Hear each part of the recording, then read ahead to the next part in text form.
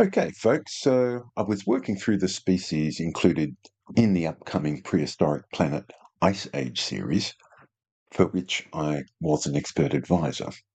I've gotten through about two-thirds of that, I think, and I'll finish it off today. So if you're interested, keep watching.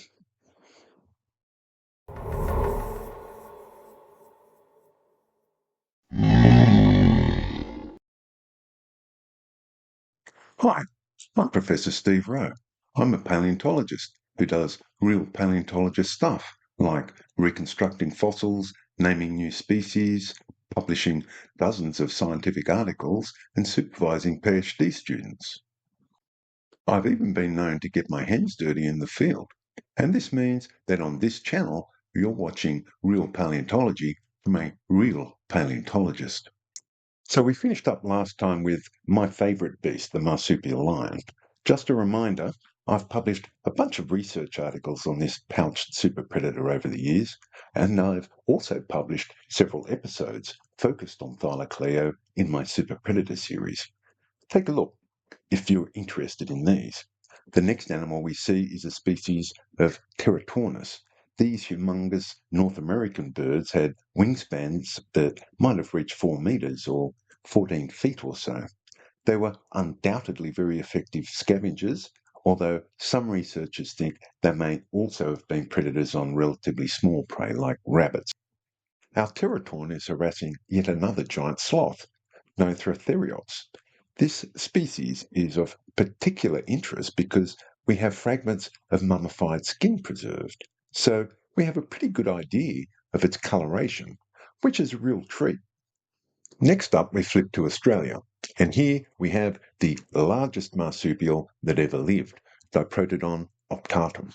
Now, according to the experts, it weighed around 2,800 kilograms or 6,000 pounds or so. I should know because I'm the expert that came up with this figure, published here in 2004. This is right up there with the biggest rhinoceros and hippopotamus in the world today. It had a really wide distribution and was found in every Australian state except Tasmania.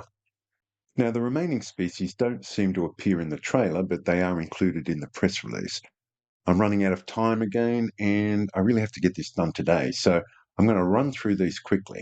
Fortunately, many of these animals are taxa that I've published research on over the years, as well as videos, which I will, of course, recommend that you watch if you'd like to get up to speed on them.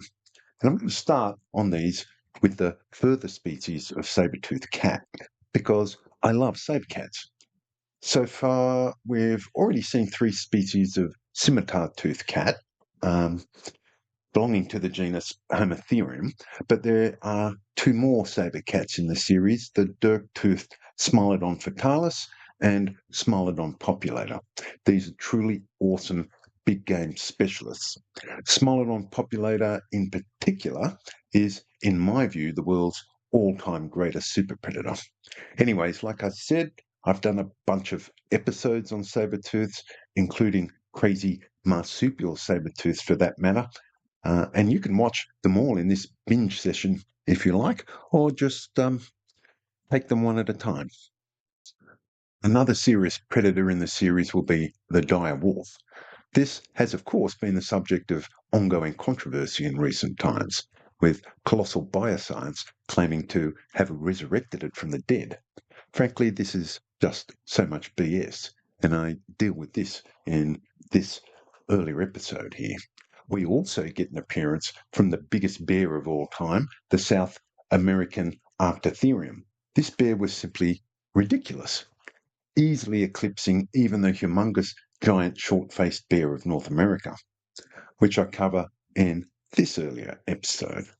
I've done research on the skull mechanics of a range of bear skulls, together with colleagues of mine some years back. We included a giant short-faced bear in this study, although this was an African species. We found that it was certainly smaller than Arctotherium, yet according to our calculations, it had the most powerful bite of any terrestrial mammal for which this metric had been predicted, at least up till that time. And there's absolutely no doubt, however, that the South American giant would have easily busted this record. Another interesting predator that we should see is one of the latest surviving South American terror birds. This looks like a species of Psilopterus. If so, it's one of the smaller species. Some earlier terror birds could be well over 2 metres tall and weigh hundreds of kilograms. A decade or so ago, some South American colleagues and myself ran computer simulations of biting and striking behaviour based on a well-preserved skull. We concluded that this species, at least, wasn't well adapted to getting close and rumble with big prey, but more likely to have used repeated strikes. Anyway, I cover terror birds in general in this episode here. All right, now, one species that I am way excited to see is Gigantopithecus, but by all accounts, we can certainly expect it. Gigantopithecus is, of course, the largest ape that ever lived.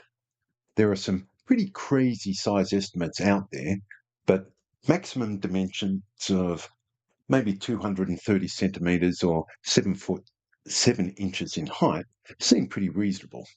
This gigantic ape occupied South and Central China between 200 and 300,000 years ago, and it's entirely possible, if not likely, that early humans may have bumped into it. What went down, if this happened, is anyone's guess. I'm just glad it wasn't me.